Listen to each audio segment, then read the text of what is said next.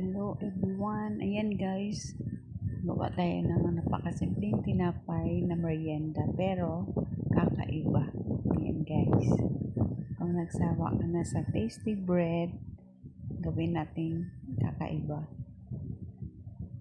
Yan, tinapay, tas lagyan mo lang ng cheese or chocolates. Yan. Dahil wala akong magamit na pang forma, yan, mug ang ginawa ko para mabilog lang yung tinapay. So, ganyan lang yan guys. Yan, ulit-ulitin mo lang gawin. Makabuo ka ng medyo kasya na sa pagmerienda nyo. Yan. After nyan, makagawa ka ng marami guys. Gawa ka ng maghanda ka ng egg tsaka breadcrumbs.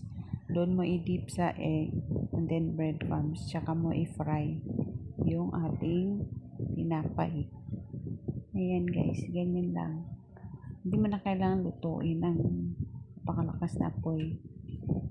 Yan, medium low heat lang yung apoy natin. Ayan, para mag-brown lang yung ating tinapay. Ganyan lang guys, so diba? Kakaiba, nagugustuhan ng mga bata. Diba guys? Thank you for watching.